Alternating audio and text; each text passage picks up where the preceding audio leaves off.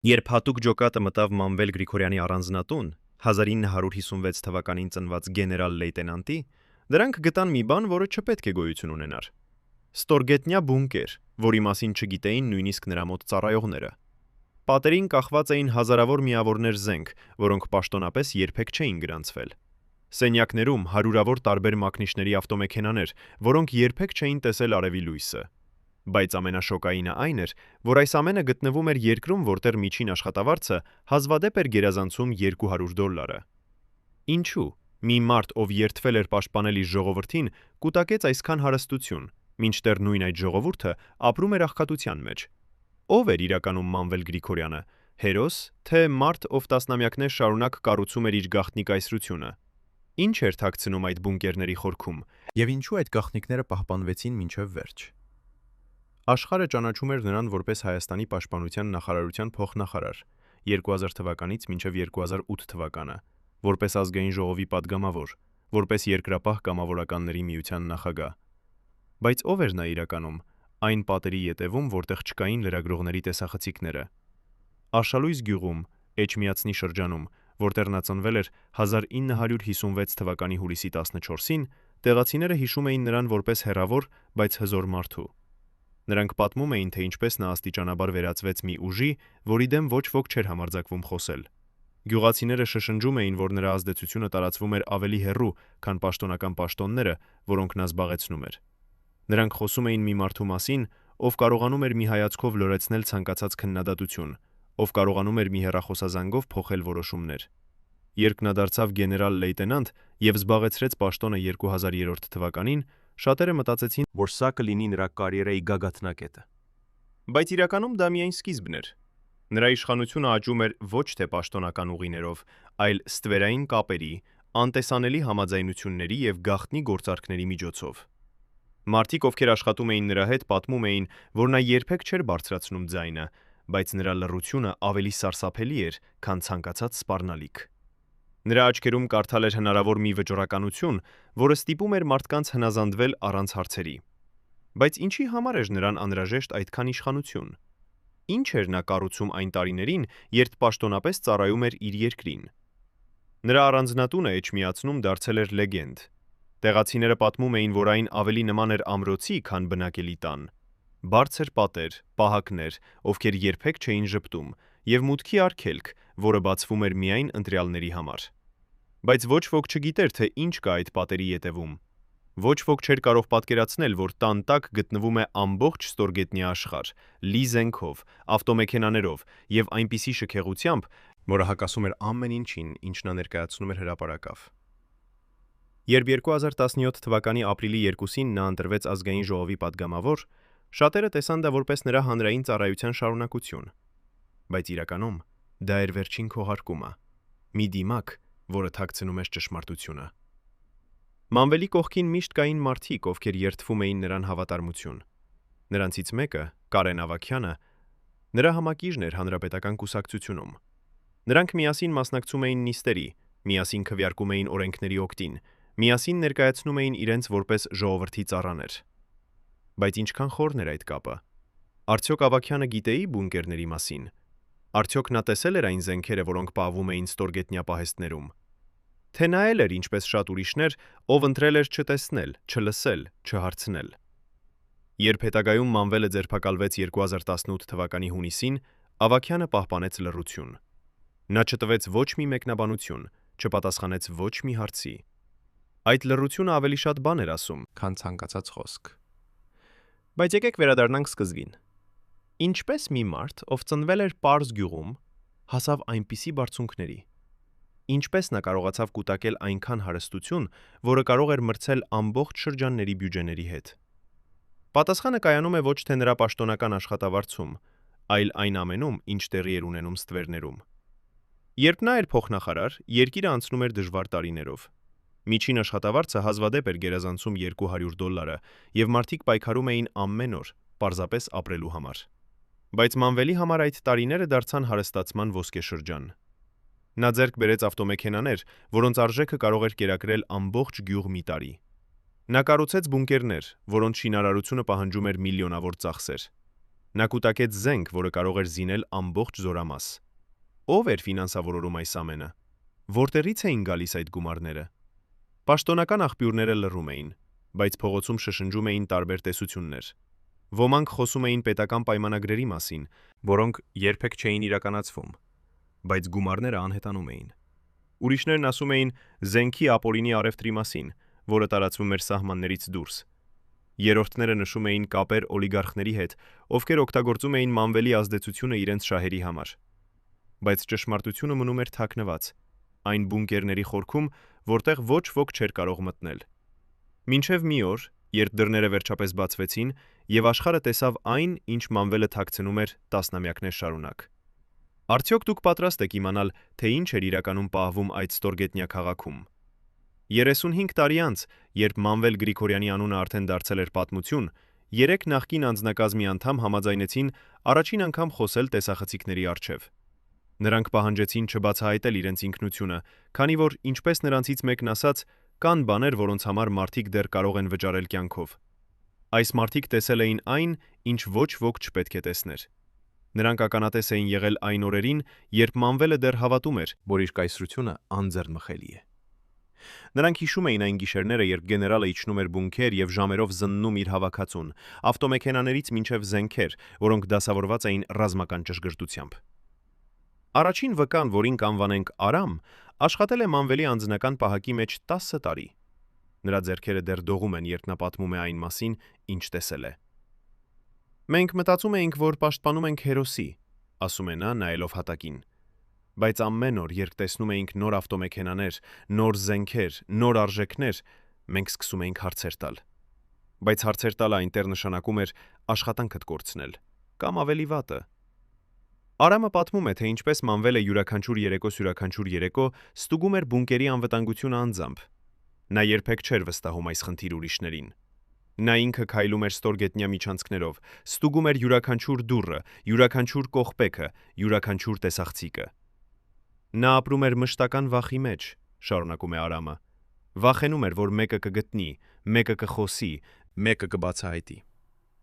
Երկրորդ վկան, կին, որին կանվանենք Լուսինե, աշխատել է տան ներսում։ Նա տեսել է Մանվելի ամենօրյա կյանքը, այն կողմը, որը երբեք չէր ցուցադրվում հրապարակում։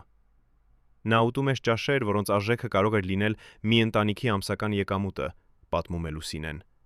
Մենք պատրաստում էինք ուտեստներ արտասահմանյան բաղադրիչներից, որոնք հատուկ բերվում էին նրա համար։ Նրա հագուստները կարվում էին անհատական պատվերով։ Նրա գրասենյակում կային կահույք եւ արվեստի գործեր, որոնք արժեին ավելի, քան ամբողջ գյուղի տները միասին։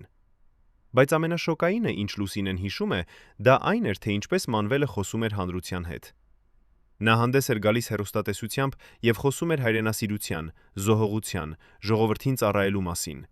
Իսկ հետո վերադառնում էր տուն եւ հաշվում իր հարստությունը։ Երրորդ վկան, նախկին զինվոր, որին կանվանենք Գագիկ, ծառայել է Մանվելի հրամանատարության ներքո։ Նա պատմում է այն մասին, ինչ տեղի էր ունենում զորամասերում։ Զինվորները ապրում էին դժվար պայմաններում, ասում է Գագիկը։ Մենք չունեինք բավարար սնունդ, բավարար հագուստ, բավարար ջեռուցում ձմռանը։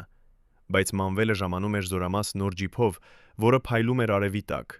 Նա խոսում էր մեզ հետ հայրենասիրության մասին, իսկ մենք նայում էինք նրա ժամացույցին, որը արժեր ավելի, քան մեր բոլորի տարեկան աշխատավարձները միասին։ Գագիկը հիշում է մի դեպք, երբ զինվորները բողոքեցին սննդի վատ որակի դեմ։ Մանվելը եկավ եւ ասաց, որ մենք պետք է սովորենք դժվարություններին դիմակայել։ Նույն օրը նա հեռացավ իր շքեղ ավտոմեքենայով դեպի իր առանձնատուն, որտեղ ուներ ամեն ինչ, ինչ մենք երազում էինք։ Այս 3 մարդիկ պահպանել են լռություն 35 տարի։ Նրանք վախենում էին խոսել, քանի որ գիտեին, որ Մանվելի ազդեցությունը տարածվում էր շատ հեռու։ Նույնիսկ այն մարդիկ, ովքեր պաշտոնապես չէին աշխատում նրա համար, գիտեին, որ նրա դեմ խոսելը կարող էր ունենալ հետևանքներ։ Բայց հիմա, երբ Մանվելը այլևս չկա, երբ նրա կայսրությունը փլվել է, նրանք վերջապես պատրաստ են պատմել ճշմարտությունը։ Նրանք ցանկանում են, որ աշխարհը իմանա, թե ինչպես մի մարդ կարողացավ տասնամյակներ շարունակ ապրել կրկնակի կյանք, հանրության աչքին հերոս, իսկ իրականում մարդ, ով կառուցեց իր անձնական կայսրություն ժողովրդի հաշվին։ Բայց նույնիսկ այս վկաները չգիտեն ամեն ինչ։ Նրանք տեսել են միայն մի մասը։ Նրանք չգիտեն, թե որտեղից էին գալիս գումարները, ով էր օգնում Մանվելին, ինչ կապեր ուներ նա արտերկրում։ Այս հարցերի պատասխանները դեռ թաքնված են փաստաթղթերում, որոնք երբեք չեն հրապարակվել։ Դրանք պահվում են արխիվներում, որտեղ հասանելիությունը սահմանափակված է։ Բայց մի բան հստակ է. Մանվել Գրիգորյանի պատմությունը շատ ավելի խորն է, քան այն, ինչ մենք տեսնում ենք մակերեսին։ Արդյոք կլինեն ուրիշներ, ովքեր համարձակվեն խոսել։ Արդյոք կբացահայտվեն այն փաստաթղթերը, որոնք ցույց կտան ամբողջ ճշմարտությունը։ Պատկերացրեք, որ դուք ապրում եք երկրում, որտեղ միջին աշխատավարձը $200 է ամսական։ Դուք աշխատում եք առավոտից երեկո, պայքարում եք ձեր ընտանիքին կերակրելու համար եւ յուրաքանչյուր դոլար հաշվում եք։ Իսկ հիմա պատկերացրեք, որ կա մի մարդ, ով միայն մեկ ավտոմեքենայի համար ծախսում է գումար, որը հավասար է ձեր 30 տարվա աշխատավարձին։ Ոչ թե մեկ ավտոմեքենա, այլ հարյուրավոր։ Ոչ թե պարզ ավտոմեքենաներ, այլ շքեղ մակնիշներ՝ Mercedes, Bentley, Ferrari։ Սա չէր երևակայություն։ Սա էր Մանվել Գրիգորյանի իրականությունը։ Երբ հատուկ ջոկատը մտավ նրա ստորգետնյա բունկերը 2018 թվականի հունիսին, դրանք չէին կարող հավատալ իրենց աչքերին։ Ավտոմեքենաներ, որոնք երբեք չէին տեսել ճանապարհ։ Մեքենաներ, որոնք պահվում էին կատարյալ վիճակում, փայլեցված եւ պատրաստ, կարծես սպասում էին օրվան, երբ նրանց տերը կորոշեր դրանք օգտագործել։ Բայց այդ օրը երբեք չեկավ։ Մանվելը չէր օգտագործում այս ավտոմեքենաները։ Նա պարզապես ուզում էր ունենալ դրանք։ Դրանք էին նրա իշխանության խորհրդանիշը, նրա հարստության ապացույցը, նրա անձնական թանգարանը։ Բայց ավտոմեքենաները միայն սկիզբն էին։ Բունկերներում գտնվեցին նաև զենքեր, հազարավոր միավորներ, որոնք երբեք չէին գրանցվել պաշտոնական դրեստերներում։ Ինչու՞ մի մարդու անհրաժեշտ էր այսքան զենք։ Ինչ էր նա պլանավորում անել դրանցով։ Արդյոք դրանք պարզապես հավաքածու էին, թե ինչ-որ ավելի մութ նպատակի համար էին նախատեսված։ Պաշտոնական հետաքննությունը երբեք չտվեց հստակ պատասխան այս հարցին։ Բայց մարդիկ, ովքեր տեսան այդ զենքերը, ասում էին, որ դրանք բավարար էին զինելու ամբողջ զորամաս։ Դրանք էին ռազմական մակարդակի զենքեր, ոչ թե սովորական հավաքակացու։ Եվ հետո էին արժեքավոր իրերը՝ ոսկյա իրեր, թանկարժեք քարեր, արվեստի գործեր, հնաոճ կահույք։ Յուրաքանչյուր սենյակ էր լի այնպիսի իրերով, որոնք կարող էին վաճառվել միլիոնավոր դոլարների դիմաց։ Մանվելը ապրում էր ոչ թե որպես պետական ծառա, այլ որպես թագավոր իր սեփական թագավորության մեջ։ Նրա առանձնատունը ավելի շքև էր, քան շատ պետական պալատներ։ Նրա ապրելակերպը ավելի շռայլ էր, քան շատ միլիարդատերերինը։ Բայց այս ամենը եղել է թաքնված հանրությունից, պահպանվել է խիստ գաղտնիության մեջ, պաշտպանվել է պահակների եւ բարձր պատերի միջոցով։ Ինչպես մի մարդ, ով ստացել է պետական աշխատավարձ, կարողացավ կուտակել այսքան հարստություն։ Եկեք հաշվենք։ Փոխնախարարի աշխատավարձը Հայաստանում 2003 թվականներին էր մոտավորապես $1000 ամսական։ 10 տարի այդ պաշտոնում նշանակում է մոտավորապես $120,000 ընդհանուր եկամուտ։ Բայց միայն մեկ Bentley-ն արժե ավելի, քան $200,000։ Մանվելն ուներ ոչ թե մեկ, այլ մի քանի նման ավտոմեքենա։ Ավելացրեք դրան բունկերի շինարարությունը, զենքերի ձեռքբերումը, արվեստի գործերի հավաքածուն, եւ դուք ստանում եք գումար, որը գերազանցում է նրա պաշտոնական եկամուտը տասնապատիկ, հարյուրապատիկ, հազարապատիկ։ Որտեղից էր գալիս այդ գումարը։ Սա է հարցը, որին պաշտոնական մարմինները երբեք չեն տվել լրիվ պատասխան։ Բայց կան տեսություններ, կան ենթադրություններ, կան վկայություններ, որոնք նշում են տարբեր ուղղություններ։ Ոմանք խոսում են պետական պայմանագրերի մասին, որոնք տրվել են Մանվելի կողմից վերահսկվող ընկերություններին։ Այդ պայմանագրերը պաշտոնապես էին պաշտպանության նախարարության համար, բայց գումարները հոսում էին անտեսանելի ուղիներով դեպի անձնական հաշիվներ։ Ուրիշներն ասում են զենքի ապօրինի առևտրի մասին, որը տարածվում էր սահմաններից դուրս։ Հայաստանը լինելով տարածաշրջանում, որտեղ կոնֆլիկտները երբեք չեն դադարում, միշտ եղել է հետաքրքիր շուկա զենքի համար։ Եվ Մանվելը, ունենալով իր պաշտոնը եւ կապերը, ուներ հասանելիություն այդ շուկային։ Բայց կա նաեւ երրորդ տեսություն, որը ավելի մութ է եւ ավելի վտանգավոր։ Այն խոսում է կապերի մասին օլիգարխների հետ, ովքեր օգտագործում էին Մանվելի ազդեցությունը իրենց բիզնեսի համար։ Այս օլիգարխները ուզում էին պետական պայմանագրեր, ուզում էին հողեր, ուզում էին արտոնություններ։ Եվ Մանվելը կարող էր տալ նրանց այս ամենը իր պաշտոնի եւ կապերի շնորհիվ։ Պերի շնորհիվ։ Դրա դիմաց նրանք վճարում էին նրան ոչ թե պաշտոնական աշխատավարձով, այլ անտեսանելի գումարներով, որոնք երբեք չէին հայտնվում հարկային հաշվետվություններում։ Այս գումարները հոսում էին օֆշորային հաշիվներ, ներդրվում էին անշարժ գույքի մեջ, վերածվում էին ոսկու եւ արվեստի գործերի, որոնք հետո պահվում էին ստորգետնյա բունկերներում։ Եվ ամենավտանգավորը այն էր, որ Մանվելը չէր միակը։ Նա էր մաս մի համակարգի, որտեղ իշխանությունը եւ հարստությունը փոխանակվում էին ստվերներում։ Նա էր մաս մի ցանցի, որտեղ յուրաքանչյուր անդամ պաշտպանում էր միմյանց, քանի դեռ համակարգը գործում էր։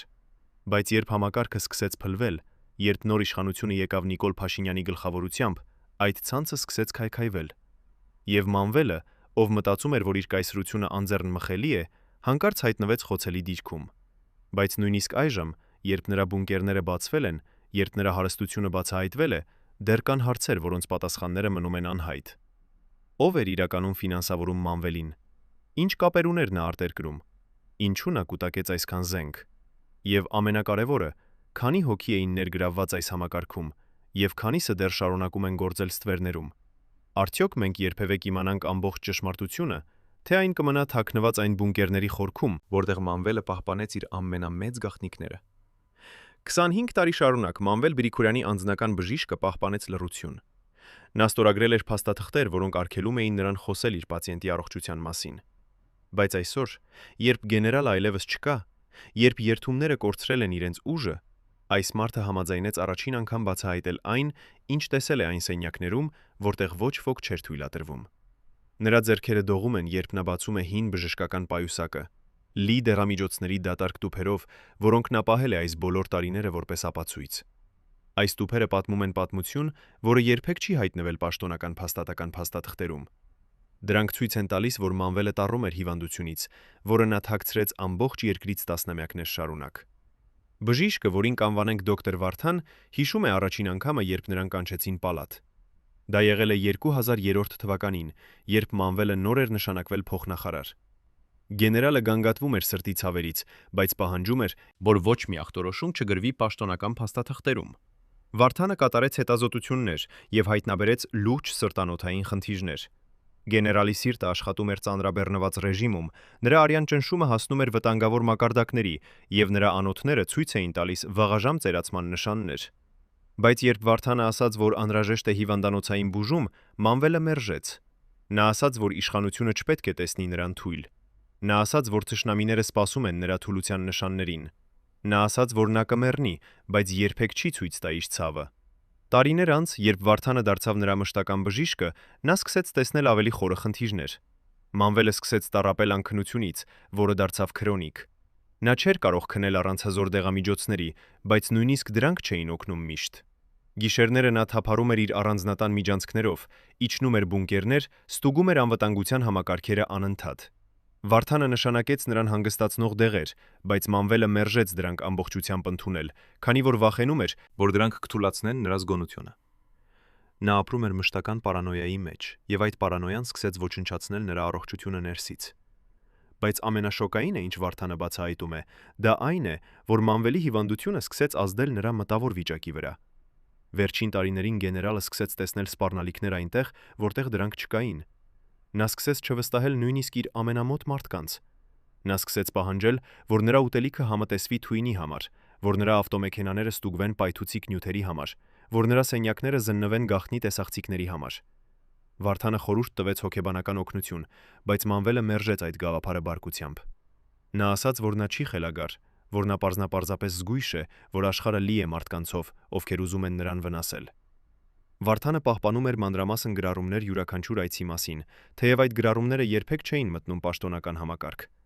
Նա գրում էր դեղամիջոցների անունները, դոզաները, Մանվելի ռեակցիաները։ Այս գրառումները ցույց են տալիս մի մարդու աստիճանական անկում, ֆիզիկական եւ հոգեկան։ Դրանք ցույց են տալիս, թե ինչպես իշխանությունը եւ պարանոյան միասին ոչնչացրին մի մարդու, ով մի ժամանակ եղել է ուժեղ եւ վստահ։ Դրանք ցույց են տալիս, թե ինչպես գաղտնիքները, որոնք Մանվելը պահպանում էր, դարձան նրա սեփական բանտը։ Բայց ինչու Վարդանը պահպանեց այս գրառումները։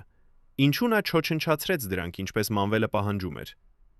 Բժիշկը լռում է երկար, նայելով իր ձեռքերին։ Հետո նա ասում է. «Քանի որ ես գիտեի, որ մի օր ճշմարտությունը պետք է բացահայտվի։ Ես գիտեի, որ մարդիկ պետք է իմանան, թե ինչ էր իրականում տեղի ունենում այն պատերի ետևում։ Ես չէի կարող թույլ տալ, որ Մանվելի պատմությունը պատմվի միայն նրա տեսանկյունից։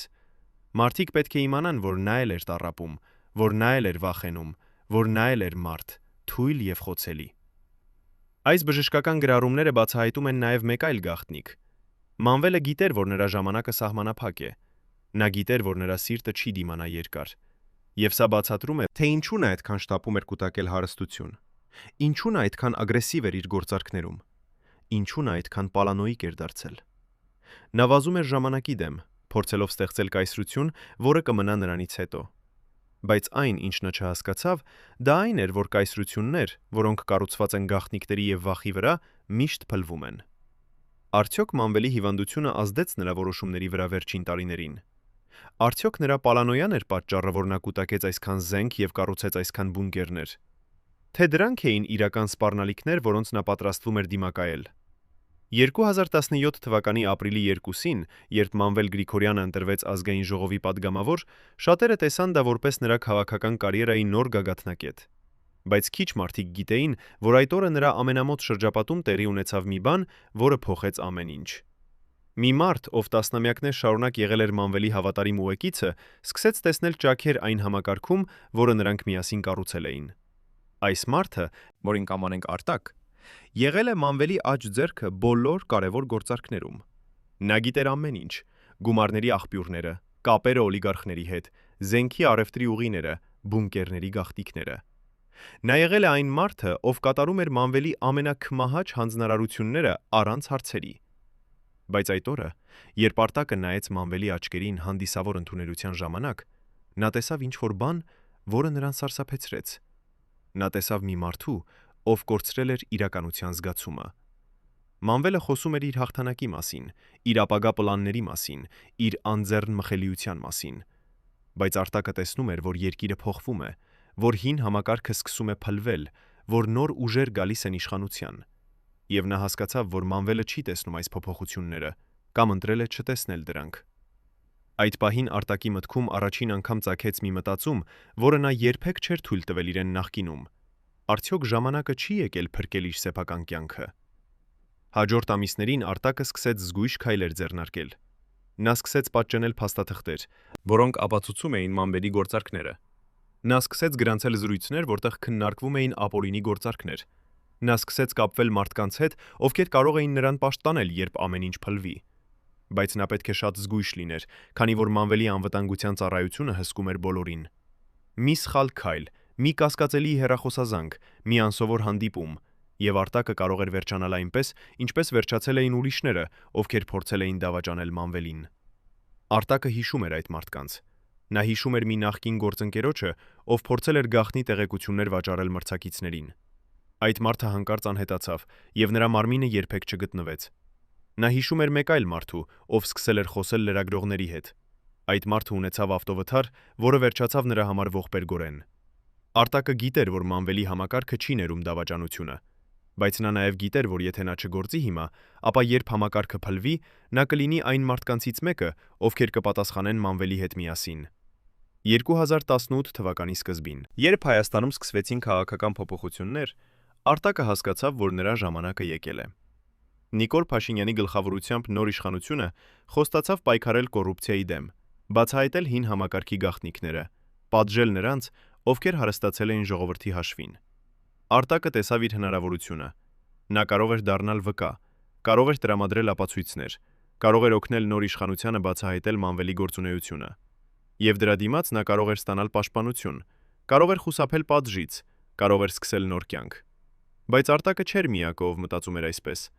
Մանվելի շրջապատում կային ուրիշներ էլ, ովքեր տեսնում էին, թե ինչ է գալիս։ Նրանցից յուրաքանչյուրը սկսեց իր սեփական պլանները մշակել։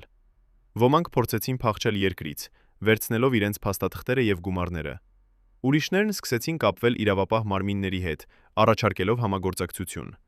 Երրորդները պարզապես սպասեցին, հուսալով, որ փոթորիկը կանցնի նրանց կողքով։ Բայց բոլորը գիտեին մի բան.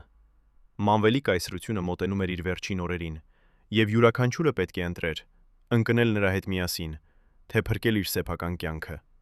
Մանվելը զգում էր այս լարվածությունը։ Նա տեսնում էր, թե ինչպես նրա մարդիկ սկսում են հեռանալ նրանից։ Նա նկատում էր կասկածելի հայացքները, անսովոր լռությունները, խուսափումները հանդիպումներից։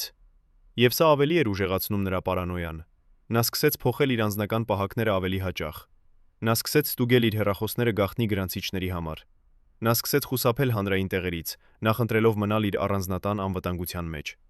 Բայց նա չհասկացավ, որ իրական սպառնալիքը գալիս էր ոչ թե դրսից, այլ ներսից, նրա սեփական շրջապատից։ Երբ հունիսին 2018 թվականին հատուկ ջոկատը ներխուժեց նրա առանձնատուն, Մանվելը չէր կարող հավատալ, որ սա տեղի է ունենում։ Նա մտածում էր, որ նրա կապերը, նրա ազդեցությունը, նրա գումարները կպաշտպանեն նրան։ Բայց նա չգիտեր, որ նրա ամենամոտ մարդիկ արդեն խոսել էին, արդեն տրամադրել էին ապացույցներ, արդեն ցույց էին տվել ճանապարհը դեպի նրա գաղտնի բունկերները։ Արտակը եղել է նրանցից մեկը։ Նա տվել էր ամբողջ տեղեկատվությունը, բունկերների դասավորությունը, անվտանգության համակարգերի կոդերը, զենքերի պահապեստերի տեղակայումը, ավտոմեքենաների քանակը։ Նա դարձել էր այն մարդը, ով բացեց դռները դեպի Մանվելի գաղտնի աշխարհը։ Բայց արդյոք Արտակը զղջում է իր որոշման համար։ Արդյոք նա զգում է մեղք դավաճանելու համար մարդուն, ով նրան վստահել էր տասնամյակներ շարունակ։ Թե նա հավատում է, որ արեց ճիշտ բանը, օգնելով բացահայտել ճշմարտությունը։ Այս հարցերի պատասխանները մնում են անհայտ, քանի որ Արտակը հետո անհետացավ հանրային տեսադաշտից, պաշտպանված նոր ինքնությամբ եւ նոր կյանքով։ Բայց նրա դավաճանությունը մնաց որպես ամենակարևոր պահը Մանվելի կայսրության անկման մեջ։ Արդյոք կան ուրիշներ էլ, ովքեր դավաճանեցին Մանվելին, բայց դեռ չեն բացահայտվել։ Արդյոք կան գաղտնիքներ, որոնք Արտակը չբացահայտեց, պահելով դրանք որպես իր անձնական ապահովագրություն։ Երբ հատուկ ջոկատի անդամները իջան Մանվելի ստորգետնյա բունկերներ, նրանք չէին պատրաստ այն տեսարանին, որը սպասում էր իրենց։ Առաջին սենյակը, որ նրանք բացեցին, լի էր ավտոմեքենաներով, դասավորված կատարյալ շարքերով, կարծես ռազմական շքերթի համար։ Յուրաքանչյուր մեքենա փայլում էր, կարծես նոր էր դուրս եկել սրահից։ Բայց ամենաշոկայինը դա չէր։ Երբ նրանք անցան հաջորդ սենյակ, նրանք գտան զենքեր, հազարավոր միավորներ, որոնք կախված էին պատերին կամ դասավորված էին հատուկ դարակներում։ Ավտոմատներ, հրացաններ, նռնականետեր, նույնիսկ հակատանկային զենքեր։ Մի զինվոր, ով մասնակցում էր օպերացիային, հետագայում ասաց. «Մենք մտածեցինք, որ մտել ենք ռազմական բազա, ոչ թե մասնավոր տուն»։ Բայց բոլորն էին հասկանում, որ մինչդեռ այդպես չէր։ Նրանք հայտնի էին այդ ամենից առաջ։ Իրենց դեմ էր քաղաքական մարդկանց ներկայացումները։ Նրանք գիտեին, թե ինչպես է գնում աշխարհը, թե ինչպես է ապահովվում մարդկային կյանքը։ Նրանք գիտեին, թե ինչպես են կատարվում պայմանները զինվորական կյանքին։ Այսինքն մեր երկրում տեղի է ունեթե մասնավոր տուն։ Բայց բունկերները շարունակվում էին ավելի խորը։ Յուրաքանչյուր նոր սենյակ բացահայտում էր նոր գաղտնիքներ։ Մի սենյակում գտնվեցին ոսկյա շղթաներ եւ ժամացույցներ, արժեքով հարյուրավոր հազարավոր դոլարներ։ Մեկ այլ սենյակում էին արվեստի գործեր, նկարներ, քանդակներ, հնաոճ կահույք։ Երրորդ սենյակում պահվում էին փաստաթղթեր, պայմանագրեր, բանկային հաշիվների տվյալներ, գաղտնի համաձայնագրեր։ Եվ ամենախորը, ամենագաղտնի սենյակում գտնվեցին դրամական միջոցներ, տարբեր արժույթներով, որոնք պահվում էին հատուկ սեյֆերում։ Ամբողջ այս հարստությունը կուտակված էր տարիների ընթացքում թաքնված երկրի աչքից, պահպանված խիստ գաղտնիության մեջ։ Բայց ինչու Մանվելը կառուցեց այս ստորգետնյա քաղաքը։ Ինչի համար էր նրան անհրաժեշտ այսքան տարածություն, այսքան անվտանգություն, այսքան գաղտնիություն։ Պատասխանը կայանում է նրա մտածելակերպում։ Մանվելը ապրում էր մշտական վախի մեջ, վախենում էր կորցնել այն, ինչ ուներ, վախենում էր, որ նրա թշնամիները կգտնեն նրա հարստությունը, վախենում էր, որ նոր իշխանությունը կբռնագրավի նրա ունեցվածքը։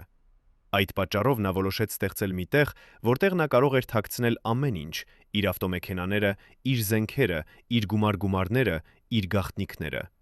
Նա կառուցեց ոչ թե պարզ պահեստ, այլ ամբողջ ստորգետնյա համալիր, լի միջանցքներով, սենյակներով, հով, անվտանգության համակարգերով։ Շինարարությունը տևել է տարիներ եւ պահանջել է միլիոնավոր դոլարներ։ Մանվելը վարձել էր հատուկ ճարտարագետներ, ովքեր նախագծել էին այս համալիրը։ Նա բերել էր շինարարներ արտերկրից, ովքեր չէին խոսում հայերեն եւ չէին կարող պատմել տեղացիներին, թե ինչի վրա են աշխատում։ Նա ստեղծել էր բազմաշերտ անվտանգության համակարգ, տեսախցիկներ, սենսորներ, կոդավորված դռներ, որոնք բացվում էին միայն նրա մատնահետքերով։ Նա նույնիսկ կառուցել էր հատուկ օդափոխման համակարգ, որը թույլ էր տալիս մարդկանց ապրել այնտեղ երկար ժամանակ, անջատված արտաքին աշխարհից։ Սա էր նրա վերջնական ապաստանը, նրա վերջին պաշտպանության գիծը, նրա գաղտնի թագավորությունը։ Բայց ով գիտեր այս բունկերների մասին, ով ուներ հասանելիություն այնտեղ։ Ըստ վկաների, միայն շատ սահմանափակ թվով մարդիկ էին տեղյակ ամբողջ համալիրի մասին։ Մանվելի ընտանիքի անդամները գիտեին մի մասը, բայց ոչ ամբողջը։ Նրա ամենամոտ պահակները տեսել էին որոշ սենյակներ, բայց ոչ բոլորը։ Միայն Մանվելն ինքը գիտեր ամբողջ ճշմարտությունը, քանի սենյակ կար, ինչեր էին բահվում յուրաքանչյուրում։ Որտեղ էին գաղտնի անցումները։ Նա պահպանում էր այս տեղեկատվությունը որպես իր վերջնական իշխանության խորհրդանիշ։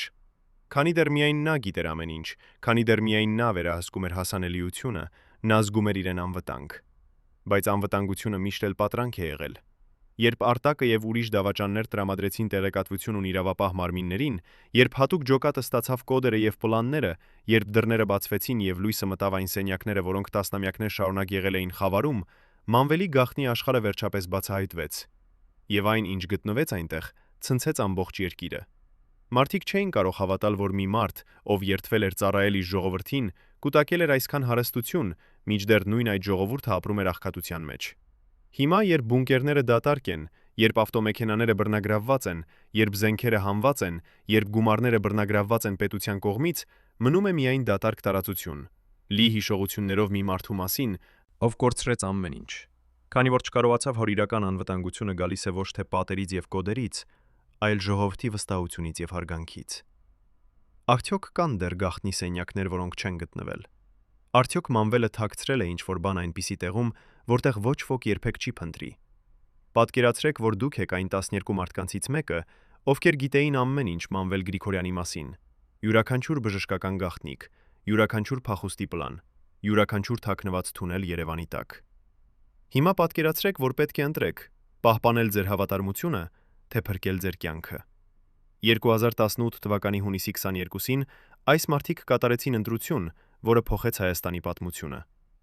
Ինչն ստիպեց նրանց դավաճանել իրենց գերագույն ղեկավարին։ Արդյոք դա էր վախը, թե խիղճը, որը վերջապես արթնացավ։ Այս 12 մարդիկ չէին սովորական անձնակազմ։ Նրանք էին ներքին շրջանակը, այն մարդիկ, ովքեր ներկա էին գաղտնի հանդիպումներին, ովքեր տեսնում էին փաստաթղթերը նախքան դրանք ոչնչացվելը, ովքեր լսում էին զրույցները, որոնք երբեք չպետք է լսվեին։ Նրանցից յուրաքանչյուրն ուներ իր սեփական պատճառը մնալ Մանվելի կողքին այդքան երկար։ Ոմանք վախենում էին նրանից, ուրիշներն օգտվում էին նրա իշխանությունից, երրորդները հավատում էին, որ ծառայում են ավելի բարձր նպատակի։ Բայց երբ նոր իշխանությունը սկսեց քննել հին համակարգի ներկայացուցիչներին, երբ ձերբակալությունները սկսեցին մեկը մյուսի հետևից, երբ դատարանները սկսեցին արտասանել դատավճիռներ, այս 12 մարդիկ հասկացան, նրանց ժամանակը սպառվում է։ Առաջինը խոսեց Արտակը, ում մասին արդեն պատմեցինք, բայց նրանից հետո եկան ուրիշներ։ Մի նախկին ֆինանսական խորհրդատու, որը պահպանում էր Մանվելի բանկային հաշիվների գաղտնի ցուցակը, մի անվտանգության պետ, որը գիտեր բոլոր թունելների եւ գաղտնի անցումների մասին, մի անձնական օգնական, որը կազմակերպում էր Մանվելի գաղտնի հանդիպումները օլիգարխների հետ։ Յուրաքանչյուրը բերեց իր սեփական ապացույցները, փաստաթղթեր, ձայնագրություններ, լուսանկարներ, որոնք նրանք պահել էին որպես ապահովագրություն այն օրվա համար, երբ ամեն ինչ կփլվի։ Եվ երբ նրանք սկսեցին խոսել, երբ նրանք սկսեցին բացահայտել Մանվելի գաղտնիքները, ամբողջ համակարգը սկսեց քայքայվել, ինչպես քարտերից կառուցված տուն։ Բայց ինչու նրանք սպասեցին այդքան երկար։ Ինչու նրանք չխոսեցին ավելի վաղ, երբ դեռ կարող էին կանխել շատ բաներ։ Պատասխանը պարզ է՝ վախ։ Մանվելի համակարգը կառուցված էր վախի վրա։ Յուրաքանչյուր մարդ, ով աշխատում էր նրա համար, գիտեր, թե ինչ է տեղի ունենում նրանց հետ, ովքեր փորձում են դավաճանել։ Նրանք լսել էին պատմություններ մարդկանց մասին, ովքեր անհետացել էին, ովքեր ունեցել էին դժբախտ պատահարներ, ովքեր հանկարծ հեռացել էին երկրից եւ երբեք չէին վերադարձել։ Այս պատմությունները չէին պաշտոնական, չէին ապացուցված, բայց բոլորը գիտեին, որ դրանք ճշմարիտ են։ Եվ այս գիտելիքը բավարար էր, որպեսզի մարդիկ լռեն։ Բայց երբ Նիկոլ Փաշինյանի իշխանությունը սկսեց իր քարոզարշավը կոռուպցիայի դեմ, երբ նա խոստացավ պաշտպանություն նրանց, ովքեր համագործակցեն հետաքննության հետ, երբ նա ցույց տվեց, որ հին համակարգի ներկայացուցիչները այլևս անձեռնմխելի չեն, այս 12 մարդիկ տեսան իրենց հնարավորությունը։ Նրանք հասկացան, որ եթե խոսեն հիմա, նրանք կարող են ստանալ ավելի մեղմ պատիժ, կարող են պաշտպանվել Մանվելի վրեժից, կարող են նույնիսկ ներկայացվել որպես հերոսներ, ովքեր օգնեցին բացահայտել ճշմարտությունը։ Եվ նրանք սկսեցին խոսել, մեկը մյուսի հետևից, յուրաքանչյուրը ավելացնելով նոր մանրամասներ այն պատկերին, որը աստիճանաբար բացահայտվում էր հետաքննողների առջև։ Ֆինանսական խորհրդատուն բացահայտեց, թե ինչպես Մանվելը փոխանցում էր գումարներ օֆշորային հաշիվներ, օգտագործելով բարդ սխեմաներ, որոնք ներառում էին կեղծ ընկերություններ եւ կեղծ պայմանագրեր։ Նա ցույց տվեց փաստաթղթեր, որոնք ապացուցում էին, որ միլիոնավոր դոլարներ, որոնք պաշտոնապես նախատեսված էին պաշտպանության նախարարության համար, իրականում հայտնվել էին Մանվելի անձնական հաշիվներում։ Նա բացատրեց, թե ինչպես այս գումարները հետո օգտագործվում էին ավտոմեքենաներ գնելու, զենք ձեռք բերելու, բունկերներ կառուցելու համար։ Յուրաքանչյուր գործարք ուներ իր սեփական թղթային հետքը, եւ հետադարձ մարդիկ հսկայական նշանակություն էին կատարում պատճառների հայտնաբերմանը։ Նրանք փաստորեն հայտնեցին մեր հերոսների առաջ նոր մասեր մեր մասնակցության պատճառների մասին։ Այն պատճառները, որոնք ուղակի կողմ էին մեզ, բայց ոչ միայն մեզ, այլ նաև մեր մերժողության պատճառներն էին։ Մենք պետք է ներկայացնենք, թե ում հետ մենք համաձայնեցաքը, եւ այս խորհրդատուն պահպանել էր բոլոր այդ փաստաթղթերը տարիներ շարունակ։ Անվտանգության պետը բացահայտեց բունկերների ամբողջական պլանը, ցույց տալով, թե որտեղ էին գտնվում գաղտնի անցումները, ինչպես էին դրանք միացված միմյանց հետ, որտեղ էին տանող ելքերը։ Նա պատմեց, որ Մանվելը ուներ ոչ թե 1, այլ 3 տարբեր փախուստի ուղիներ։ Մեկը դեպի Էջմիածնի արվարձանները, մեկը դեպի Երևանի հին քաղաքի ստորգետնյա կոմունիկացիաները, եւ երրորդը դեպի մի գաղտնի տեղ, որտեղ միշտ պատրաստ էր կանգնած ուղղաթիռ։ Այս ելքերը պահպանվում էին խիստ գաղտնիության մեջ, եւ միայն շատ սահմանափակ թվով մարդիկ գիտեին դրանց մասին։ Բայց հիմա, երբ այս տեղեկատվությունը բացահայտվեց, հետաքննողները կարողացան գտնել եւ փակել բոլոր այս ուղիները։ Անձնական օգնականը պատմեց գաղտնի հանդիպումների մասին, որոնք տեղի էին ունենում գիշերվա խավարում, հեռու հանրային աչքից։ Նա նկարագրեց, թե ինչպես Մանվելը հանդիպում էր օլիգարխների հետ, ինչպես նրանք քննարկում էին գործարքներ, որոնք երբեք չէին գրանցվում պաշտոնական փաստաթղթերում։ Նա հիշեց զրույցներ, որտեղ խոսվում էր պետական պայմանագրի բաշխման մասին, հողերի հատկացման մասին, արտոնությունների տրամադրման մասին։ Յուրաքանչյուր այս գործարք ուներ իր սեփական գինը, եւ այդ գինը վճարվում էր ոչ թե պետական բյուջեից, այլ անտեսանելի ուղիներով, որոնք հասնում էին Մանվելի գրպանը։ Երբ այս բոլոր ապացույցները հավաքվեցին, երբ բոլոր վկայությունները գրանցվեցին, երբ ամբողջ պատկերը դարձավ հստակ, հետաքննողները հասկացան, որ Մանվել Գրիգորյանի գործը շատ ավելի խորն էր, քան նրանք սկզբում մտածում էին։ Սա չէր պարզապես մի մարդու անձնական հարստացման պատմություն։ Սա էր ամբողջ համակարգի պատմություն, որտեղ իշխանությունը եւ հարստությունը փոխանակվում էին ստվերներում,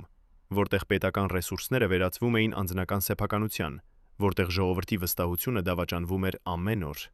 Եվ Մանվելը էր միայն մի մասը այս համակարգի, թերևս ամենաերևացող մասը, բայց հերուս ամենակարևորը։ Արդյոք այս 12 մարդիկ իսկապես զղջում են իրենց դավաճանության համար, թե նրանք պարզապես փրկեցին իրենց սեփական կյանքը։ Արդյոք կան ուրիշներ էլ, ովքեր գիտեն գաղտնիքներ, բայց դեռ չեն խոսել, սպասելով ճիշտ պահին։ Երբ Մանվել Գրիգորյանի առողջությունը սկսեց կտրուկ վատանալ 2019 թվականի վերջին, շատ քչերը գիտեին, թե ինչ իրականում տեղի էր ունենում նրա մարմնի ներսում։ Պաշտոնական հաղորդագրությունները խոսում էին սրտի խնդիրների մասին, բայց ճշմարտությունը շատ ավելի բարդ էր եւ շատ ավելի ողբերգական։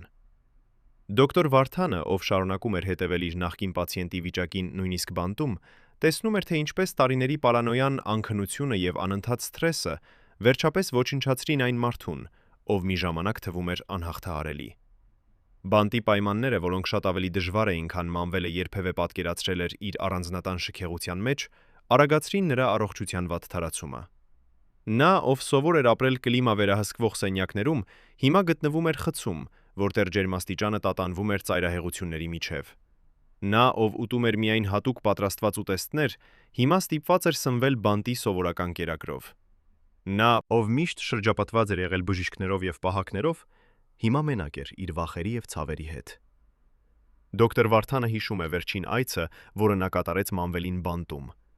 Գեներալը նստած էր իր վազմոցին, եւ նրա դեմքը ցույց էր տալիս մի մարդու, ով կորցրել էր ամեն հույս։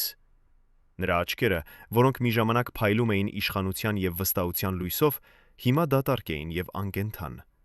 Նրա ձեռքերը դողում էին, երբ նա փորձում էր բարձրացնել ջրի բաժակը։ Նրա շնչառությունը դժվար էր եւ յուրաքանչյուր շունչ թվում էր պայքար։ Վարդանը հասկացավ, որ Մանվելի մարմինը հանձնվում էր, որ նրա սիրտը չէր կարող դիմանալ այլևս, որ նրա ժամանակը սպառվում էր։ Բայց ամենավտանգավորը Մանվելի հոգեկան վիճակն էր։ Նա սկսել էր տեսնել պատրանքներ, լսել ձայներ, հավատալ, որ նրան դեռ փորձում են սպանել նույնիսկ բանտում։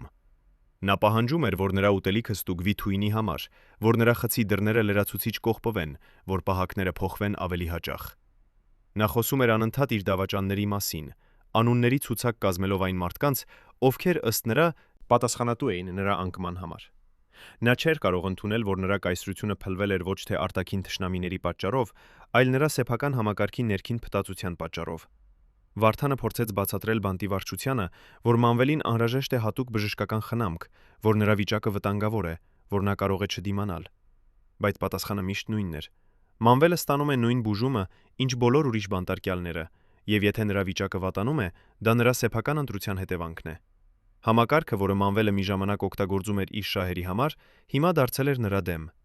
Նա, ով մի ժամանակ որոշում էր ուրիշների ճակատագիրը, հիմա անօգնական էր որոշել իր սեփական ճակատագիրը։ Վերջին ամիսներին Մանվելի առողջությունը վատանում էր այնքան արագ, որ նույնիսկ բանտի բժիշկները սկսեցին անհանգստանալ։ Նրա սիրտը աշխատում էր անկանոն ռիթմով, նրա արյան ճնշումը հասնում էր վտանգավոր մակարդակների,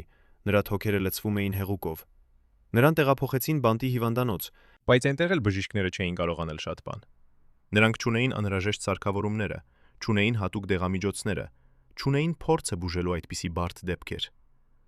Մանվելը մնում էր այնտեղ, սպասելով վերջին օրերին, շրջապատված ոչ թե իր ընտանիքով կամ ընկերներով, այլ անծանոթ բժիշկներով եւ անտարբեր պահակներով։ 2020 թվականի նոյեմբերի 19 օրը, երբ Մանվել Գրիգորյանի առողջական վիճակը հասավ կրիտիկական կետի, բժիշկները որոշեցին տեղափոխել նրան քաղաքային հիվանդանոց։ Բայց արդեն ուշ էր։ Նրա սիրտը, որը տարիներ շարունակ աշխատել էր ծանրաբեռնված ռեժիմում, որը տարել էր պարանոյայի եւ վախի բեռը, որը տեսել էր իր կայսրության վերելքը եւ անկումը, վերջապես դադարեց աշխատել։ Մանվել Գրիգորյանը, գեներալ լեյտենանտը, փոխնախարարը, падգամավորը, մարդը, ով կառուցել էր ստորգետնյա կայսրություն եւ կորցրել էր ամեն ինչ, վերջացրեց իր ճանապարհը Երևանում, հերույ իր շքեղ առանձնատունից, հերույ իր գաղտնի բունկերներից, հերույ այն ամենից, ինչ նա կառուցել էր տասնամյակներ շարունակ։ Նրա մահվան լուրը տարածվեց արագ, բայց ռեակցիաները տարբեր էին։ Ոմանք տեսնում էին դա որպես արդարություն։ Մի մարդ, ով ապրել է ժողովրդի հաշվին, վերջապես վճարեց իր պարտքը։ Ուրիշներն զգում էին ցավ, հիշելով նրան որպես զինվոր, ով մի ժամանակ ծառայել էր իր երկրին։ Երրորդները պարզապես անտարբեր էին։ Մի մարդ ավելի, մի մարդ պակաս, կյանքը շարունակվում է։ Բայց բոլորը համաձայն էին մի բանի։ Մանվել Գրիգորյանի պատմությունը դարձել էր խորհրդանիշ այն համակարգի, որը տասնամյակներ շարունակ գործել էր Հայաստանում։ Համակարգի, որտեղ իշխանությունը եւ հարստությունը կենտրոնացած էին սահմանափակ թվով մարդկանց ձեռքում, մինչդեռ մնացած ժողովուրդը պայքարում էր ամեն օր պարզապես ապրելու համար։ Դոկտոր Վարդանը, երբ լսեց Մանվելի մահվան մասին, նստեց իր գրասենյակում եւ բացեց այն հին բժշկական գրառումները, որոնք նա պահպանել էր այս բոլոր տարիները։ Նա կարդաց դրանք նորից, տեսնելով մի մարդու աստիճանական անկումը, տեսնելով, թե ինչպես իշխանությունը եւ պարանոյան միասին ոչնչացրին մի անձնավորություն։ Եվ նա հասկացավ, որ Մանվելի ճշմարիտ մահվան պատճառը չէր սրտի անբավարարությունը, այլ այն համակարգը, որը նա ինքը օգնել էր ստեղծել, համակարգը, որը վերջապես կերավ իր սեփական երեխաներին։ Արդյոք Մանվելի առողջական խնդիրները սկսվել էին շատ ավելի վաղ, քան մենք մտածում ենք։ Արդյոք նրա պարանոյան էր հիվանդության ախտանիշ, թե իրական սպառնալիքների արդյունք։ Երբ հատուկ հանձնաժողովը սկսեց ուսումնասիրել Մանվել Գրիգորյանի գործունեության փաստաթղթերը, նրանք հայտնաբերեցին մի բան, որը փոխեց ամբողջ հետաքննության ուղղությունը։ Անվտանգության նախարարության արխիվներում խորը թաքնված հատուկ մատյանների մեջ գտնվեցին փաստաթղթեր, որոնք պաշտոնապես երբեք չպետք է գոյություն ունենային։ Դրանք էին գաղտնի հաշվետվություններ, որոնք ուղարկվում էին Մանվելին յուրաքանչյուր ամիս, պարունակելով տեղեկություններ այն մարդկանց մասին, ովքեր համարվում էին սպառնալիք նրա իշխանության համար։ Այս հաշվետվություններում նշված էին լրագրողներ, ովքեր գրում էին կոռուպցիայի մասին, ակտիվիստներ, ովքեր կազմակերպում էին բողոքի ցույցեր, նույնիսկ պաշտոնյաներ, ովքեր համարձակվում էին հարցականի տակ դնել Մանվելի որոշումները։ Բայց ամենաշոկայինը դա չէր։ Արխիվներում գտնվեցին նաև փաստաթղթեր, որոնք ցույց էին տալիս, որ Մանվելը պահպանում էր գաղտնի ցանկ այն մարդկանց, ում նա համարում էր անհրաժեշտ հեռացնել իր ուղուց։ Այս ցանկում էին գեներալներ, ովքեր մրցակցում էին նրա հետ իշխանության համար, բիզնեսմեններ, ովքեր մերժել էին համագործակցել նրա հետ, նույնիսկ նախկին ընկերներ, ովքեր դարձել էին չափազանց վտանգավոր իրենց գիտելիքներով։ Յուրաքանչյուր անուն ուներ իր սեփական նշումները, ինչ սպառնալիք է ներկայացնում այս մարդը, ինչ միջոցներ են անհրաժեշտ նրան չեզոքացնելու համար, ով պետք է պատասխանատու լինի այս գործողության համար։ Հետաքննողները չէին կարող հավատալ, որ այսպիսի փաստաթղթեր իրականում գոյություն ունեն։ Դրանք էին ապացույցը, որ Մանվելի համակարգը աշխատում էր ոչ թե օրենքի սահմաններում, այլ դրանից շատ հեռու, որ նա օգտագործում էր պետական ռեսուրսները իր անձնական նպատակների համար, որ նա ստեղծել էր ամբողջ ցանց մարդկանց, ովքեր կատարում էին նրա հրամանները առանց հարցերի։ Բայց ով էին այս մարդիկ։ ով էր իրականում կատարում այն հեռացումները, որոնք նշված էին փաստաթղթերում։ Արդյոք դրանք էին պաշտոնական անվտանգության ծառայության անդամներ, թե գաղտնի խումբ, որը գործում էր ստվերներում։ Հետաքննությունը բացահայտեց, որ Մանվելը ստեղծել էր հատուկ ստորաբաժանում իր անձնական անվտանգության ծառայության ներսում։ Այս ստորաբաժանումը չէր հայտնվում պաշտոնական օրգանագրերում, չուներ պաշտոնական բյուջե, չէր հաշվետվություն տալիս ոչ մեկին, բացի Մանվելից։ Դրա անդամները ընտրվում էին շատ զգույշ, միայն այն մարդիկ, ովքեր ապացուցել էին իրենց անվերապահ հավատարմությունը, ովքեր պատրաստ էին կատարել ցանկացած հրաման առանց բարոյական հարցերի։ Նրանք ստանում էին հատուկ վարձատրություն, որը վճարվում էր ոչ թե պաշտոնական աշխատավարձի միջոցով, այլ անտեսանելի ուղիներով, կանխիկ գումարներ, որոնք հանձնվում էին գաղտնի հանդիպումներում։ Այս խմբի գոյությունը բացատրում էր շատ բաներ, որոնք նախկինում մնում էին անհասկանալի։ Դա բացատրում էր, թե ինչու որոշ լրագրողներ հանկարծ դադարեցին գրել Մանվելի մասին։ Դա բացատրում էր, թե ինչու որոշ ակտիվիստներ անհետացան հանրային տեսադաշտից։ Դա բացատրում էր, թե ինչու որոշ բիզնեսմեններ հանկարծ որոշեցին վաճառել իրենց բիզնեսները եւ հեռանալ երկրից։ Այս մարդիկ չէին պարզապես վախեցել եւ հեռացել։ Նրանք ստացել էին հստակ նախազգուշացումներ, որոնք ցույց էին տալիս, թե ինչ կարող է տեղի ունենալ, եթե նրանք շարունակեն իրենց գործունեությունը։ Բայց ամենավտանգավորը դա չէր։ Արխիվներում գտնվեցին նաև փաստաթղթեր, որոնք ցույց էին տալիս, որ Մանվելը պահպանում էր գաղտնի տեղեկություններ բարձրաստիճան պաշտոնյաների մասին, նրանց անձնական կյանքի մանրամասներ, նրանց ֆինանսական գործարքներ, նրանց ընտանիքների խոցելի կողմերը։ Այս տեղեկությունները օգտագործվում էին որպես լծակ, երբ անհրաժեշտ էր ստիպել որևէ մեկին կատարել Մանվելի ցանկությունները։ Եթե մի պաշտոնյա մերժում էր համագործակցել, նրան հիշեցնում էին այն գաղտնիքների մասին, որոնք Մանվելը գիտեր նրա մասին։ Եվ սովորաբար դա բավարար էր, որպեսզի մարդը փոխեր իր դիրքորոշումը։ Հետաքննողները փորձեցին գտնել այս գաղտնի խմբի անդամներին, բայց դա ապացուցվեց շատ դժվար։ Շատերը արդեն հեռացել էին երկրից, ուրիշները փոխել էին իրենց ինքնությունը, երրորդները պարզապես անհետացել էին։ Միայն մի քանիսը համաձայնեցին խոսել, պայմանով, որ նրանց ինքնությունը կմնա գաղտնի։ Նրանք պատմեցին սարսափելի պատմություններ այն մասին, թե ինչ էին նրանք ստիպված անել Մանվելի հրամանով։ Նրանք նկարագրեցին, թե ինչպես էին նրանք հետևում մարդկանց, սպառնում նրանց, ստիպում նրանց լռել։ Նրանք խոստովանեցին, որ երբեմն անցնում էին օրենքի սահմանը, բայց միշտ հավատում էին, որ անում են դա ավելի բարձր նպատակի համար՝ պաշտպանելու Հայաստանի անվտանգությունը։ Բայց արդյոք դա իրականում էր նպատակը։ Արդյոք Մանվելը իսկապես հավատում էր, որ իր գործողությունները ծառայում են երկրին, թե նա պարզապես օգտագործում էր այս պատճառաբանությունը արդարացնելու իր անձնական իշխանության կուտակումը։ Հետաքննողները հակված էին երկրորդ տարբերակին։ Նրանք տեսնում էին, որ Մանվելի գործողությունները միշտ ծառայում էին նրա անձնական շահերին՝ հեռացնել մրցակիցներին, պաշտպանել իր բիզնես շահերը, ամրապնդել իր դիրքերը իշխանության մեջ։ Արխիվների ուսումնասիրությունը բացահայտեց նաև մեկ այլ անհանգստացնող փաստ։ Մանվելը պահպանում էր գաղտնի կապեր արտերկրի հետ, ոչ թե պաշտոնական դիվանագիտական ուղիներով, այլ անտեսանելի ցանցերի միջոցով։ Փաստաթղթերում հայտնվեցին հղումներ հանդիպումների մասին օտարերկրյա գործակալների հետ, զրույցների մասին, որտեղ քննարկվում էին զգայուն հարցեր, գործարքների մասին, որոնք կարող էին վտանգել Հայաստանի ազգային անվտանգությունը։ Բայց ով էին այս օտարերկրյա գործակալները։ Ինչ էին նրանք ուզում Մանվելից, եւ ինչ էր Մանվելը տալիս նրանց դրա դիմաց։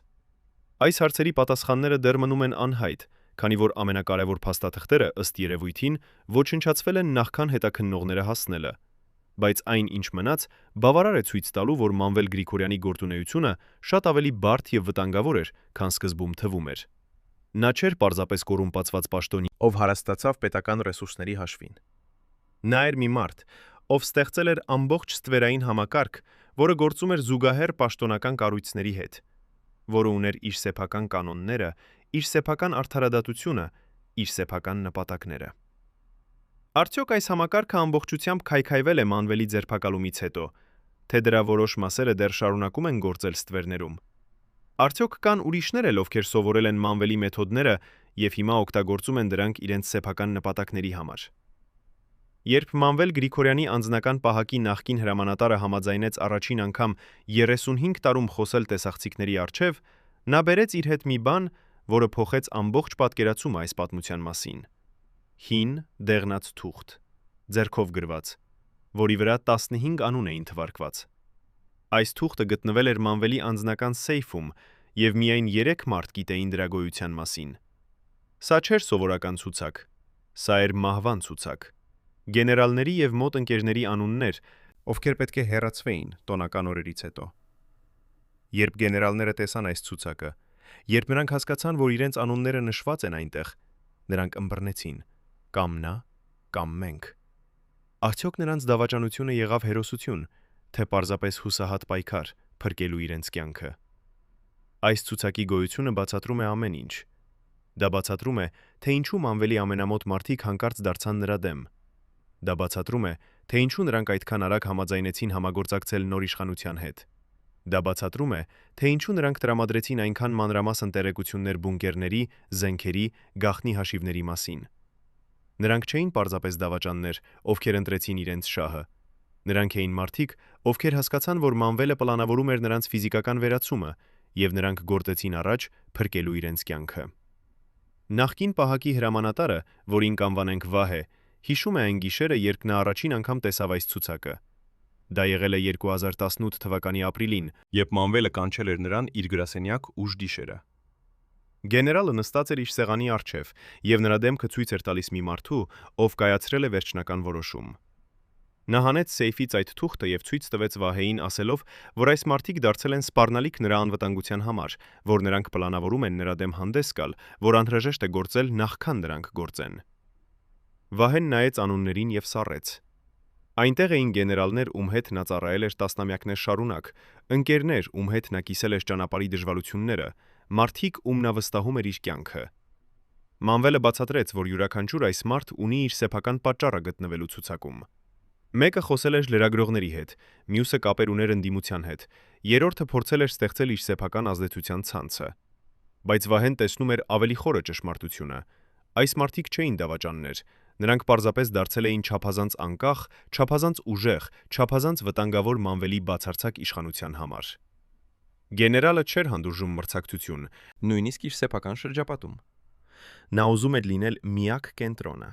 միակ որոշումների կայացնողը, միակ մարդը, ում բոլորը պետք է հնազանդվեին։ Վահեն հասկացավ այդ գիշերը, որ նա ինքը կարող է լինել հաջորդը այդ ցուցակում։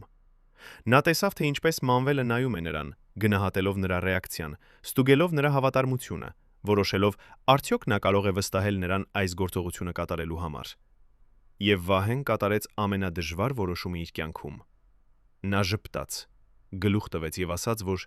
կատարի ամեն ինչ, ինչ անհրաժեշտ է։ Բայց այդ պահից սկսած նա սկսեց պլանավորել իր սեփական փրկությունը։ Հաջորդ շաբաթներին Վահեն զգույշ սկսեց կապվել այն մարդկանց հետ, ում անունները նշված էին ցուցակում։ Նա չէր կարող անել դա բացահայտ, քանի որ Մանվելի անվտանգության ծառայությունը հսկում էր բոլորին։ Բայց նա գտավ ուղիներ, պատահական հանդիպումներ, կարճ զրույցներ, որոնց ընթացքում նա փոխանցեց հիմնական տեղեկությունը, նրանց կյանքերը վտանգի մեջ են, Մանվելը պլանավորում է նրանց հեռացումը, անհրաժեշտ է միասին գործել։ Սկզբում շատերը չհավատացին։ Նրանք մտածեցին, որ սա որևէ թակարդ է, որ Վահեն փորձում է ստուգել նրանց հավատարմությունը։ Բայց երբ Վահեն ցույց տվեց նրանց այդ ցուցակի լուսանկարը, որը նա գաղտնի արել էր իր հեռախոսով, երբ նրանք տեսան իրենց անունները այնտեղ, նրանք հասկացան, որ սա իրականություն է։ Այսպես սկսվեց գաղտնի դաշինքը։ 15 մարդ, ովքեր մի ժամանակ եղել էին Մանվելի ամենամոտ ընկերները, հիմա միավորվեցին նրա դեմ։ Նրանք սկսեցին հավաքել ապացույցներ, փաստաթղթեր, ձայնագրություններ, լուսանկարներ, որոնք ապացուցում էին Մանվելի ապօրինի գործունեությունը։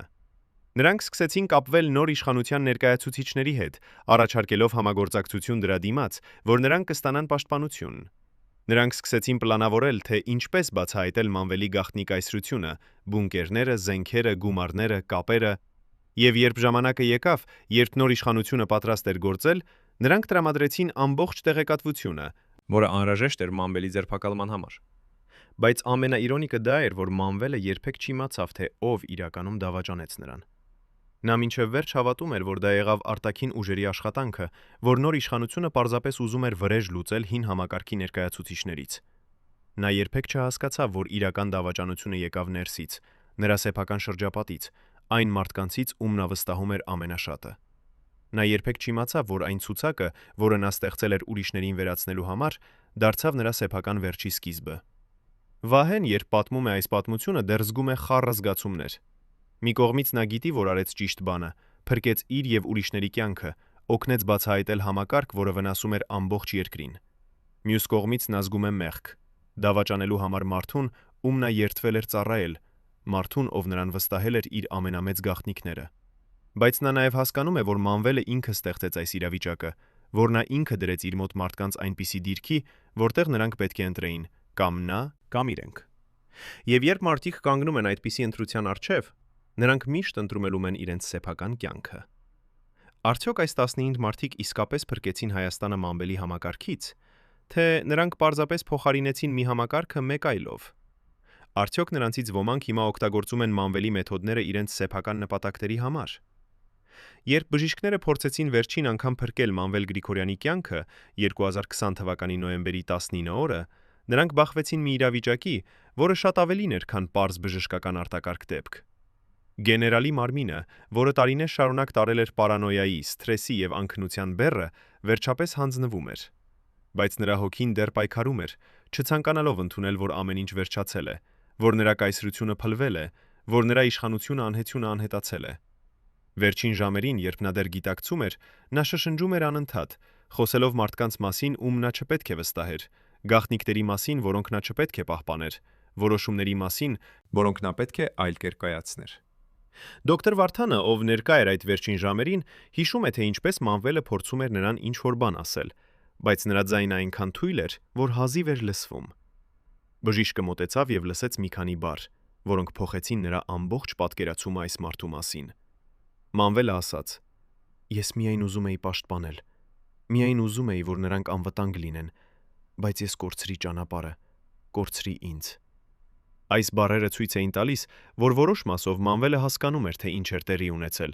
թե ինչպես նրա սկզբնական նպատակները պաշտպանել իր երկիրը եւ իր ընտանիքը աստիճանաբար վերածվեցին անսահման իշխանության եւ հարստության հետապնդման։ Բայց արդյոք այս զղջումը իսկական էր, թե պարզապես մի մարդու վերջին փորձ արդարացնել իր գործողությունները։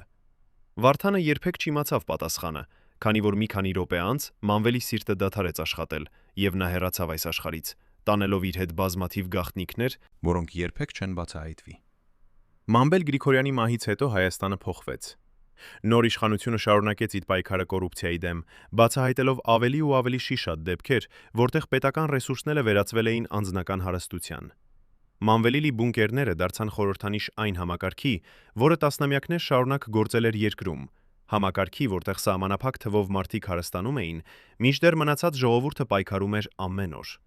Նրա ավտոմեքենաները, նրա զենքերը, նրա ոսկին, բոլորը դարձան ապացույցներ դատարանում, որտեղ նրա գործընկերները դատվեցին եւ դատապարտվեցին։ Բայց ամենակարևոր փոփոխությունը տեղի ունեցավ մարդկանց գիտակցության մեջ։ Հայաստանի քաղաքացիները տեսան, որ անձեռնմխելի մարդիկ չկան, որ իշխանությունը չի կարող լինել անվերջ, որ ժողովուրդը կարող է պահանջել հաշվետվություն նրանցից, ում նա վստահել է իշխանությունը։ Մանվելի պատմությունը դարձավ դաս, ինչպես համակարգը կարող է ապականվել, երբ իշխանությունը կենտրոնանում է սահմանափակ թվով մարդկանց ձեռքում, երբ վերահսկողությունը թուլանում է, երբ մարդիկ վախենում են խոսել։ Նրա ընտանիքի անդամները, ովքեր մի ժամանակ ապրում էին շքեղության մեջ, հիմա ստիպված էին դիմագրավել նոր իրականությանը։ Նրանք կորցրին ամեն ինչ՝ առանձնատունը, ավտոմեքենաները, բանկային հաշիվները, բայց ավելի կարևորը, նրանք կորցրին այն հարգանքը, որը մի ժամանակ ուներ Մանվելի անունը։ Հիմա, երբ մարդիկ լսում են Գրիգորյան ազգանունը, նրանք հիշում են ոչ թե զինվորական հերոսությունները, այլ ստորգետնյա բունկերները, լի զենքերով եւ ոսկով։ Արտակը, Վահեն եւ ուրիշ դավաճանները, ովքեր օգնեցին բացահայտել Մանվելի գաղտնիքները, ստացան իրենց խոստացված պաշտպանությունը։ Նրանցից շատերը փոխեցին իրենց ինքնությունը եւ սկսեցին նոր կյանք այլ երկրներում։ Ոմանք մնացին Հայաստանում, բայց ապրում են անընդհատ վախի մեջ, քանի որ Մանվելի հին համակարգի որոշ ներկայացուցիչներ դեռ ազատության մեջ են եւ կարող են փորձել վրեժ լուծել։ Նրանք գիտեն, որ դավաճանությունը, նույնիսկ երբ այն արվում է ճիշտ պատճառներով, միշտ թողնում է հետք, միշտ ստեղծում է թշնամիներ, միշտ պահանջում է գին։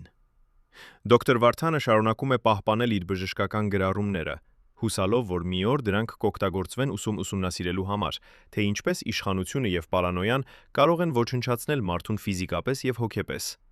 Նա հավատում է, որ Մանվելի պատմությունը պետք է դառնա նախազգուշացում ապագա սերունդների համար, ցույց տալու, թե ինչ է տեղի գալիս, երբ մարդը կորցնում է իր բարոյական կողմնացույցը, երբ նա սկսում է հավատալ, որ նպատակը արդարացնում է միջոցները, երբ նա մոռանում է, որ իշխանությունը պետք է ծառայի ժողովրդին, ոչ թե հակառակը։ Բայց Մանվել Գրիգորյանի պատմությունը չի վերջանում նրա մահով։ Դեռ կան հարցեր, որոնց պատասխանները մնում են անհայտ։ Դեռ կան գաղտնիքներ, որոնք թաքնված են այն փաստաթղթերում, որոնք երբեք չեն հրապարակվել։ Դեռ կան մարդիկ, ովքեր գիտեն ճշմարտությունը, բայց ընտրել են լռել։ Ով էին իրականում այն օտարերկրյա գործակալները, ում հետ Մանվելը հանդիպում էր գաղտնի հանդիպումներում։ Ինչ էին նրանք ուզում նրանից, Եվ ինչ էր նա տալիս նրանց դրա դիմաց։ Արդյոք այդ հանդիպումները վտանգեցին Հայաստանի ազգային անվտանգությունը, թե դրանք էին պարզապես բիզնես գործարքներ։ Որտեղ են հիմա այն միլիոնավոր դոլարները, որոնք Մանվելը փոխանցել էր օֆշորային հաշիվներ։ Արդյոք դրանք բռնագրավվել են պետության կողմից, թե դեռ պահվում են գաղտնի հաշիվներում, սպասելով օրվան, երբ ինչ-որ մեկը կգա դրանք վերցնելու։ Ինչ եղավ այն գաղտնի խմբի անդամների հետ, ովքեր կատարում էին Մանվելի հեռացումները։ Արդյոք նրանք բոլորը գտնվել են եւ դատապարտվել են, թե ոմանք դեռ ազատության մեջ են, թաքնված նոր ինքնությունների ետևում։ Եվ ամենակարևորը, արդյոք Մանվելի համակարգը իսկապես ամբողջությամբ քայքայվել է, թե դրա որոշ տարրերը դեռ գործում են ստվերներում, սպասելով հնարավորությանը վերադառնալ իշխանության։ Այս հարցերը մնում են բաց, եւ թերևս նրանք երբեք չեն ստանա լրիվ պատասխաններ։ Բայց դա չի նշանակում, որ մենք պետք է դադարենք հարցնել։ Հակառակը, Մանվել Գրիգորյանի պատմությունը պետք է հիշեցնի մեզ, Որ ժողովրդավարությունը պահանջում է անընդհատ զգոնություն, որ իշխանությունը պետք է միշտ վերահսկվի, որ գաղտնիքները, որոնք թաքնված են բունկերների խորքում, վաղ թե ուշ կբացահայտվեն։ Մանվելի ստորգետնյա քաղաքը հիմա դատարկ է։ Ավտոմեքենաները տեղափոխվել են, զենքերը հանվել են, ոսկին բռնագրավվել է։ Բայց այն սենյակները, այն միջանցքները, այն գաղտնի անցումները դեռ կան, որպես հիշեցում այն մասին, թե ինչ էր կառուցվել այնտեղ, որպես նախազգուշացում այն մասին, թե ինչ կարող է տեղի ունենալ, երբ իշխանությունը կենտրոնանում է մի մարդու ձեռքում։ Եվ թերևս ամենակարևոր դասը, որը մենք կարող ենք սովորել Մանվել Գրիգորյանի պատմությունից, դա այն է, որ իրական անվտանգությունը գալիս է ոչ թե բունկերներից եւ զենգենքերից, ոչ թե պատերից եւ կոդերից, այլ ժողովրդի վստահությունից եւ հարգանքից։ Մանվելը կառուցեց ամբողջ ստորգետնյա կայսրություն, փորձելով պաշտպանել իրեն եւ իր հարստությունը։ Բայց վերջում այդ բոլոր պաշտպանությունները ոչինչ չարժեցին, քանի որ նա կորցրել էր ամենակարևորը՝ այն մարդկանց վստահությունը, ում նա երդվել էր ծառայել։ Հարգելի հեռուստադիտողներ, եթե դուք հետևել եք այս ողբերգական պատմությանը մինչև վերջ, գրեք մեկնաբանություններում, թե որ քաղաքից եք։ Մեզ համար կարևոր է իմանալ, թե որտեղ Մանվել Գրիգորյանը դեռ հիշվում է։ Եվ բաժանորդագրվեք ալիքին, չբաց թողնելու ճշմարտությունը պատմության կուռքերի մասին։